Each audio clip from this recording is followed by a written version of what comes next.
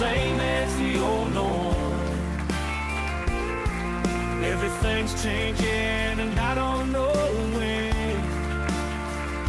This whole nightmare will end, thank God for Elon Musk. Remember when we all loved this guy? Remember when we considered him the cool Reddit meme guy? God, what a fucking terrible time that was. I know we like to criticize Gen Alpha humor, Skibbity Toilet and whatever, but like if I were to be honest, the shit that we thought was funny back in like 2018 to 2019 is so much worse. God, remember all those like PewDiePie memes, whatever, Fortnite is bad, Minecraft is good, Fortnite is for cringy babies, while Minecraft is for cool chads. God, that's the most unfunny shit I've ever seen. 2019 was an absolute cesspool year for memes, holy crap. Anyways, today I'm going to be doing something that I've never done before for this series. I'm going to be looking at a cartoon that literally has only one episode and that's it. I was originally going to wait until more episodes of this show came out, but then I decided, nah, that's a waste of time. I'm not gonna do that. I'm not a very patient person. Unless by some chance we never get a second episode of this show, I think it's fair for me to look at it on the search for the worst cartoon. I'm not gonna make a follow-up video talking about whatever other episodes drop for this show because I'm very sure that it's going to be the exact same thing as the stuff that we're going to cover in this episode. This is The New Norm, the first sitcom on Twitter. No, I'm not calling it X. I can already tell this is going to be a great show because I don't know a single person that spells sitcom with a hyphen. But anyways, this is a show made to talk about how this generation is. This is a show that's meant to criticize the new norm. How this current generation is woke and easily offended and how things should go back to the way that they once were. Yeah, this is a right-wing cartoon, in case that wasn't obvious enough already. See guys, I told you it wouldn't take that long. Not long ago, we looked at a really bad left-wing cartoon, and now we're looking at a really bad right-wing cartoon. I told you guys, a crappy cartoon is a crappy cartoon regardless of its political views. The episode begins with a man. No, I don't know any of these people's names, okay? I don't know if they have names, nor do I care at all. A guy is sitting in a chair, gets a can of beer, and is shocked by the fact that it has rainbow branding.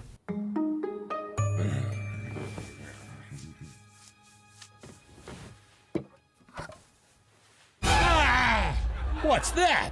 Progress. There is literally nothing else to indicate that the beer is LGBT except that it has rainbow coloring on it, because clearly rainbows are automatically LGBT related. You go outside after it rains, you see a rainbow in the sky, yeah, that's LGBT propaganda. Stay away, folks. God, this reminds me of last year when Pink Floyd posted something for the Dark Side of the Moon's 50th anniversary, and people were calling it woke just because there was a rainbow on it. Yes, I'm being serious. One of the most famous album covers of all time, for one of the most famous albums of all time, from one of the most famous bands of all time, is now woke because there's a rainbow on it. Because that makes sense. And friendly reminder that this album came out in 1973, so it's like undeniably boomer core. The Dark Side of the Moon is one of the greatest albums of all time, don't get me wrong. I absolutely love Pink Floyd, but I'm not going to deny that they were one of the big bands for boomers. This just makes me realize that a lot of like old historical music events and whatever from the past, they would be considered woke if you tried doing them today. You know, the whole Summer of Love from 1967, Flower Power, Peace and Love, All You Need Is Love, that sort of thing. You try doing something like that today, you will be called a woke SJW liberal by the boomers that experienced the original Summer of Love.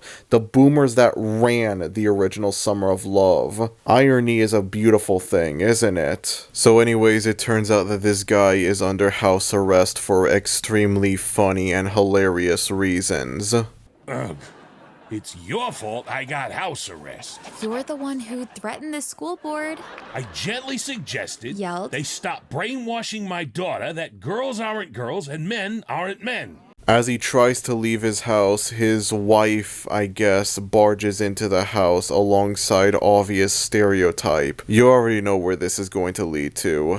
Pronoun jokes. Yeah, baby, it wouldn't be a terrible right-wing cartoon without pronoun jokes. Guys, pronouns are woke. Basic grammar is woke. You heard it here, folks. Janice! What's that? Warning, offensive. Actually, that is one of my pronouns. Also they, them, and me. You're non-binary? How do you know that word? I learned it in school. That's why I'm locked up! So as it turns out, obvious stereotype is moving in with the family, and old boomer guy is against that. We then meet old boomer guy's best friend and boss. Chaz is here to re-educate Norm. In non-bonery studies. Offensive. There you have it. There's the only mildly funny joke in this entire f***ing episode. A really crappy middle school tier insult, and it's the closest thing this episode has to a funny joke. This is the kind of humor we're dealing with here, folks. This is the kind of humor. Offensive. I'm allergic to dogs. It's okay. Billy is an emotional support dog and non-binary. Oh, okay then. Good dog. I love the implications this scene has that allergies are woke, apparently. That's new. I've never seen that before in a right-wing cartoon. Usually I would expect the obvious stuff. Pronouns, wokeness, this generation is easily offended, etc. But like, allergies are woke now, apparently. That's new. I've never heard that before. I'll give the show that. Anything can be woke if you really put your mind into it. So then Boomer Guy's boss is talking about how his kid is thinking of transitioning and how that's a bad thing for some reason. I come here to get away from woke. Trouble at home? My boy, or whatever it calls themselves now, is thinking about transitioning. Reggie? Try Regina. Transitioning to what?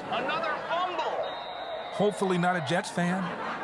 Okay, I gotta admit, this joke is mildly funny as well. I'm not even into sports at all, but like, if this was in a better cartoon, I would probably find it funny. Or like, someone that's more into sports would find it funny, I don't know. Boomer Guy offers obvious stereotype of beer, and then this happens.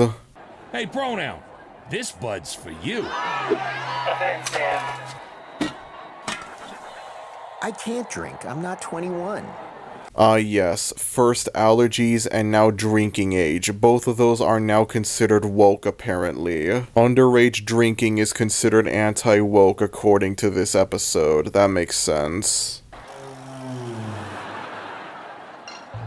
Can't do this. Yes, we can. Find a way to break him. Maybe we can fix the country. What the actual is this show? Seriously. You know, now I gotta wonder, is this show satire? Is this show intentionally bad? Is this a joke cartoon made to get a reaction? How is it that there are now 3 bad internet cartoons that I've looked at on this series that, like, I cannot tell if they're joke cartoons intentionally made to be bad or if they are serious with their quality? Like, they actually are this bad. Imagine if it turns out this show was just one giant joke made to get a reaction out of everyone, and it ends up succeeding because a lot of people have been talking about this show. Maybe we're taking the bait. Maybe I'm taking the bait. I don't know. Either that, or this could end up being a Red Ape Family situation, where the first episode is clearly made with serious intentions despite being absolutely atrocious, but then all the subsequent episodes after feel more ironic, like it's self-aware that it's bad, it's in on the joke, it's intentionally bad. And then that makes it even worse, because then at least, like, when the show was sincerely bad, it had a little bit of that funny bad feel. And that funny bad quality cannot be present if the show is intentionally bad. Anyways, after that, we get the brief Elon Musk cameo that I showed at the beginning of this episode. It's extremely short, it serves no purpose to the episode, Elon doesn't speak in it, it's just there for the sake of praising Elon, even though he's a terrible person and he has ruined an already awful website. The less said about it, the better. The episode ends proper with another staple of right-wing humor, a Disney is woke joke, because of course it does. What other way could the episode possibly end, am I right? I almost forgot. We're going to Disney World. Make America funny again.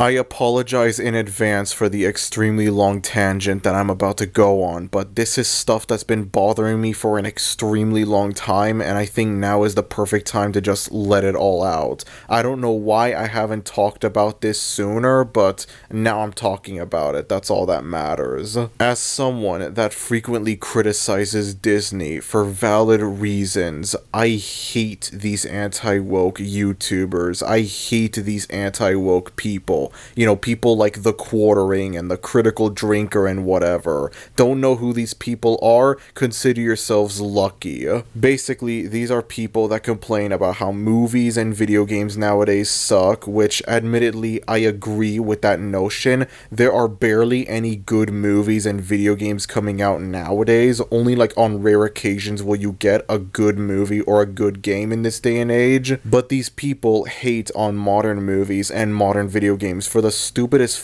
reasons you can possibly think of. Because they're woke, that's why. If a movie has a woman in it, it's woke. If a video game has a black person in it, it's woke. Crap like that. And besides the obvious reasons as to why I hate these anti-woke YouTubers, you know, they're racist, they're sexist, etc., I cannot stand them because they make those that criticize Disney for valid reasons, such as myself, they make those that justifiably hate Disney, they make us look bad. Disney has become public enemy number one for these anti-woke YouTubers in the last couple of years. And because of these people, it's much harder for me to criticize Disney for valid reasons. I should be allowed to freely criticize Disney for the subpar quality of most of their modern movies, and for the fact that they are quite frankly a terrible company. But I'm not able to do it freely. I have to specify a million times that no, I'm not criticizing Disney for anti-woke reasons. I'm not anti-woke. Because if I don't do that, I will either attract anti-woke people that will agree with me even though I don't want to be associated with them, or people that will assume that I'm anti-woke myself simply because I'm criticizing Disney. I agree with the basic opinions, the basic notions that these people have, that like the MCU sucks nowadays, Star Wars sucks nowadays, the live-action Disney remakes suck. I agree with those, but the reasons as to why I think they're bad, they are completely different from what The Quartering thinks. My criticisms of the MCU nowadays have nothing to do with wokeness or anything like that. It has everything to do with the fact that a lot of these movies are extremely subpar and we're just getting too many of them and it's just really hard to follow them. The MCU now feels too bloated and cluttered. It's just a giant mess of a franchise. It has nothing to do with, oh, it's woke, She-Hulk is woke, Captain Marvel is woke. Like, it has nothing to do with that at all. That's not how it should be.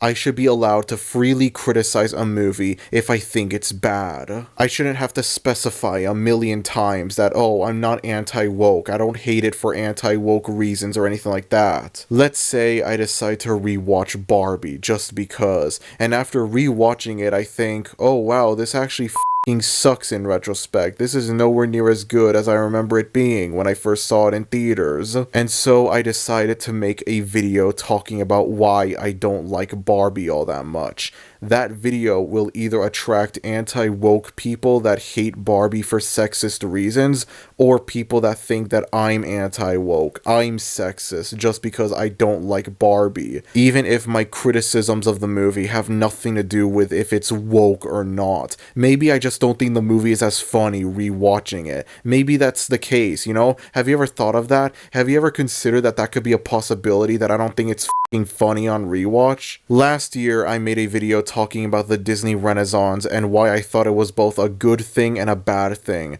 When it came to why I thought it was a bad thing, it was because the Disney Renaissance is responsible for the existence of Disney adults. People that just devote their entire lives, their entire personalities to Disney. They just consume anything Disney related. They just spend hundreds of thousands of dollars going to Disney World, buying Disney merchandise, going on all the rides, etc. It's like it's a cult, basically. It's like these people sell their souls to Walt Disney himself to devote their entire lives to a faceless corporation that doesn't care about them, all for the sake of childhood nostalgia. Something that I really wish I brought up in that video were the other side of the coin. The anti-woke grifters, the quartering and the critical drinker and all those other people. I've got to be honest with you about something. I know this is gonna come off as animation blasphemy. I know that everyone in the animation community is gonna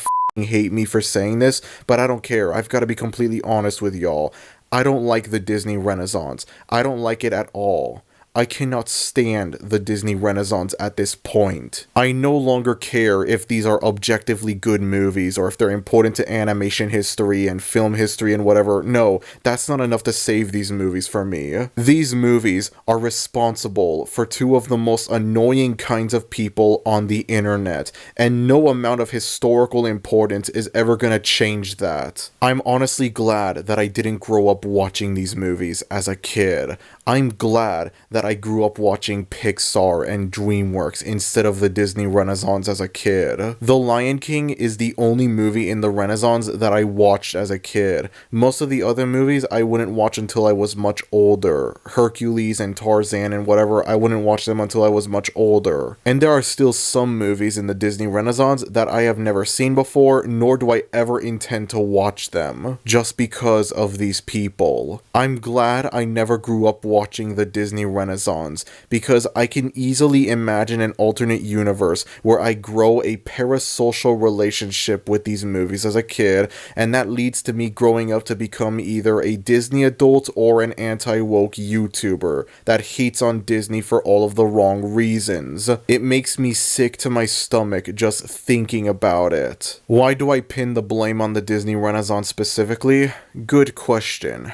You see, the Disney Renaissance is the most famous, beloved era of Disney, and so therefore it would only make sense that the most annoying kind of Disney fan and the most annoying kind of Disney hater would both exist because of the most famous Disney era. A large majority of Disney adults are millennials that grew up in the 90s watching the Disney Renaissance, and I'm guessing it's the same thing with the anti-woke YouTubers. Maybe not to the same extent, but still, it's up there. And just think, I could have grown up to become one of them. I could have grown up to become a Disney adult or an anti-woke YouTuber that hates on Disney for the wrong reasons. Of course, if I watch these movies, there's always that possibility that I could grow up into becoming someone that just simply likes these movies like a normal person, but unfortunately, I think the two negative options are far more likely than the one positive option. There's an alternate universe out there where I watch these movies over and over and over again as a kid, and that leads to me growing up into becoming an anti-woke YouTuber, where I complain about how Disney is taking stupid movies for little girls and they're making them woke. And that's another thing as well. I see a lot of people clown on these anti-woke YouTubers for a lot of good reasons, but another reason that I'm surprised no one's ever brought up is just some of the stuff that they complain about is very questionable for them. I don't know about the rest of y'all, but it just feels really weird to me to see like grown adult men complaining about like Snow White or The Little Mermaid, even though these movies are not made for them. Neither the animated movies nor the live action versions are made for them. They're stupid movies for little girls. And they keep making videos talking about how they're making these little girls movies woke, like their lives depend on it, like it's the most important thing in the world to them. They feel no shame, no embarrassment, nothing like that. They don't ever take a moment to think about what they're complaining about, they just complain about it. It's so funny to me how these people keep spewing their incel Andrew Tate bullshit about how men aren't masculine enough anymore and they're becoming too feminine and whatever, and then they go on to complain about these Disney princess movies, like that's a normal thing that grown men do. Oh, I think that men are becoming too feminine nowadays, they're not as masculine as they once were. Now if you'll excuse me, I'm gonna go and complain about how Disney's making Sleeping Beauty woke, because that's a normal thing that men do. That's clearly the manliest thing to do. Sleeping Beauty is a movie made for grown adult men like me, right? And yes, I'm sorry, but the Disney princess movies are for little girls. I don't care what anyone says. Yes, I know what Guillermo del Toro said. No, I don't care about what Guillermo del Toro said. If we were talking about Shrek or Spider-Verse or whatever, then yeah, I would agree with what Guillermo del Toro said. Animation is for everyone.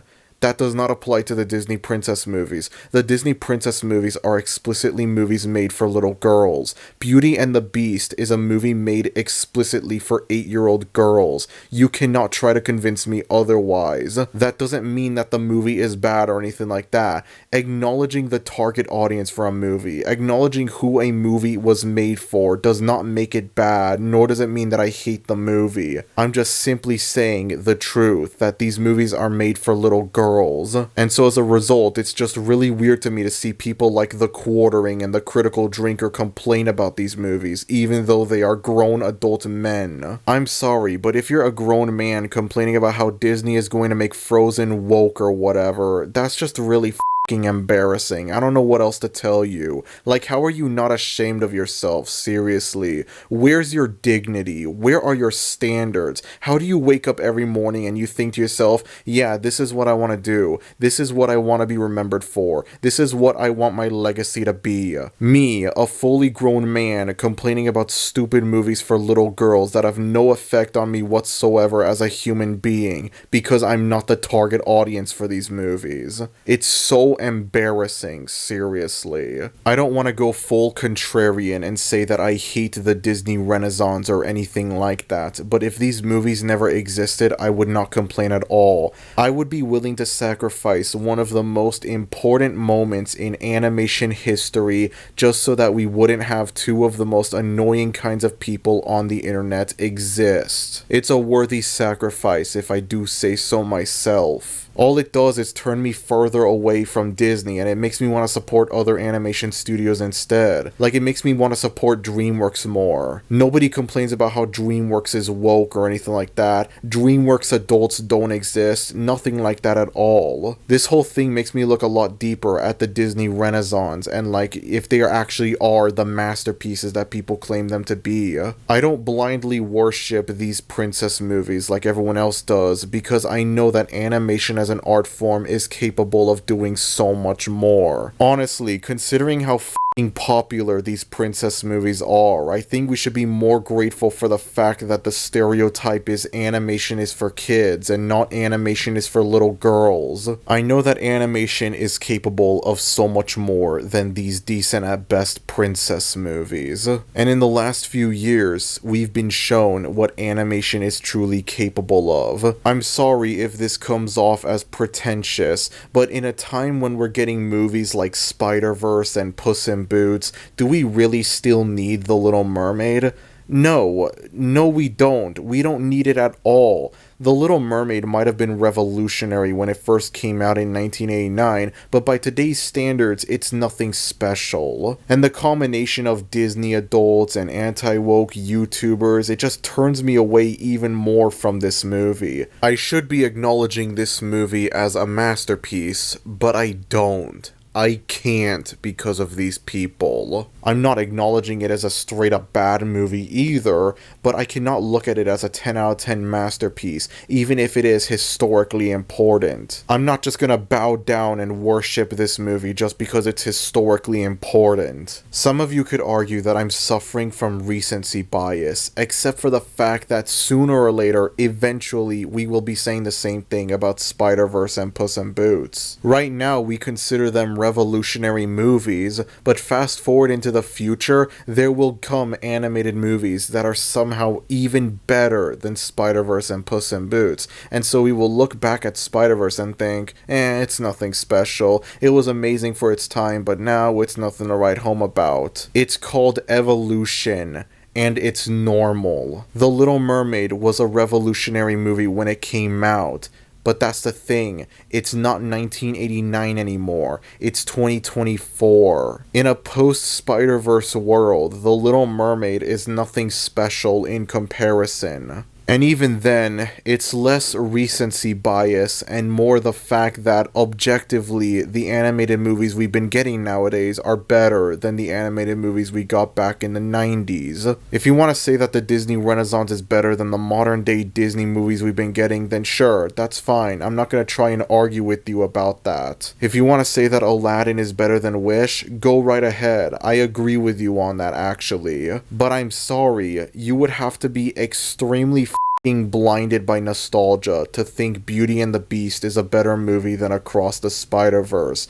I don't know what else to tell you. I don't like the Disney Renaissance, not because these are bad movies, but because they've given us two of the most annoying kinds of people on the internet. Disney adults and anti-woke grifters. Two sides of the same coin. The anti-woke YouTubers will hate on Disney for the wrong reason, and because of how loud they are, because of how overly present they are, they will make those that hate Disney for valid reasons look bad. And so those that hate Disney for valid reasons, those that give valid, justified criticism to Disney, they are forced against their will to say a million times that they don't hate Disney for anti-woke reasons, because they know that people, whether they be Disney adults or not, will automatically assume they're one of those anti-woke YouTubers if they even dare to criticize Disney, if they dare to criticize the live-action remakes, if they dare to criticize the modern MCU or modern Star Wars. That's not how it should be at all. I should have the freedom to criticize a movie if I think it's bad, without having to say a million times that I don't think it's a bad movie because of wokeness. I am not one of those anti-woke people, nor do I ever want to be associated with them. It's like what Kendrick Lamar says, they not like us. They never gonna be like us no matter what. They can try and make us look bad, but deep down they know they are never going to be like us. They can complain about their stupid little girls movies all they want, but they will never bring down those that hate Disney for valid reasons, those that will acknowledge and protest against the awful things Disney has done as a company. If you want to say that I'm not a real animation fan just because I don't like the Disney Renaissance, then fine, sure, go ahead. I'm not a real animation fan because I don't like the Disney Renaissance. Never mind the fact that I absolutely adore Pixar and DreamWorks. I love movies like Ratatouille and Shrek 2, WALL-E and Kung Fu Panda, The Incredibles and Megamind, you know, like those are legitimate movies, those are masterpieces. Never mind the fact that I have no problem at all with any of Disney's stuff outside of the Renaissance, any of the good stuff at least, because obviously I know there are stinkers from before and after the Renaissance, but like there are Disney movies from after the Renaissance, from the 2000s and 2010s, that I think they're really good movies. Never mind the fact that a Goofy movie is probably my favorite Disney movie of all time, and even though it came out in the 90s, it's not considered part of the Disney Renaissance, which only makes me love it more. Never mind the fact that, as I've mentioned numerous times before in the past, we are living in a new golden age for animated movies. Over the last couple of years, we've been getting movies like Spider-Verse, Mitchell's vs. the Machines, Nimona, The Bad Guys, Puss in Boots: The Last Wish, Guillermo del Toro's Pinocchio, and TMNT Mutant Mayhem. All banger movies that blow the Disney Renaissance out of the water easily. Never mind the fact that recently I went ahead and bought 8, yes, 8 Studio Ghibli movies, because in recent times I've grown an interest in their movies. I'm interested to see what their movies are like. I've heard nothing but amazing things about these movies, and I want to see what Studio Ghibli is capable of. I want to see what Hayao Miyazaki is capable of. I want to see why he's considered one of the greatest animators of all time. I am particularly interested in watching Spirited Away, as that's apparently his magnum opus. I've heard so much stuff about how Spirited Away is one of the greatest animated movies ever made, one of the greatest movies ever made in general, and that's made me even more interested to check it out and see what the big deal is with this movie. But no, forget about all that. I'm not a real animation fan just because I don't like these 10 specific animated movies out of literally thousands of animated movies out there. I could go on about how much I love Ratatouille, Into the Spider-Verse, the SpongeBob movie, etc. No, none of that matters at all. I'm not a real animation fan because I don't think that a decent at best princess movie for little girls is the fucking pinnacle of animation. How dare I? I apologize for going on this extremely long tangent, but this is all stuff that I wanted to get out of my system, and considering the subject matter of this show, I figured there was no other place to talk about this than in this video. In an alternate universe, I would have just made a quick joke about this scene and then move on, but unfortunately, considering the fact that these anti-woke YouTubers that complain about Disney and whatever, they make those that hate on Disney for valid reasons look bad, I can do no such thing like that. I'm sorry. I really don't want to say that I hate the Disney Renaissance, but like, God, I cannot look at these movies in a positive way at all. These movies have just been completely ruined for me, just like that. It's not my fault. It's the Disney adults and the anti-woke YouTubers' fault. They are the ones that inflated the reputation of these movies to the point where I can no longer like them, even if they are historically important and they are objectively great movies. Going back to the new norm, this show is terrible, obviously. I know it's not fair for me to judge this based on one episode, but like, come on, it's not like the other episodes are gonna be any better. Let's be real. There's a good chance that this show might be satire, and if it is indeed satire, well, I might change the ranking for it. I might move it up a lot higher, but I have no idea. Again though, even if they're like, oh, this show is actually satire, we made this to piss people off as a joke, even if that was the case, I would still have trust issues. Was this show intended to be a joke from the very beginning, or is this another Red Ape Family situation where it's like damage control basically, where the first episode was made with serious intentions and it's really awful, but then all the subsequent episodes feel a lot more obvious that it's jokey, that yeah, this is ironic, this is a funny satire parody, whatever. You took the bait, stuff like that. I don't know, to be honest. I honestly kind of hope that this show is 100% serious, because then that'll just save me the confusion. For the time being though, this show is in the rock bottom tier of the search for the worst cartoon ranking list. Admittedly, maybe this could be a little bit of a funny bad cartoon to some people, but considering the fact that I hate Elon Musk with a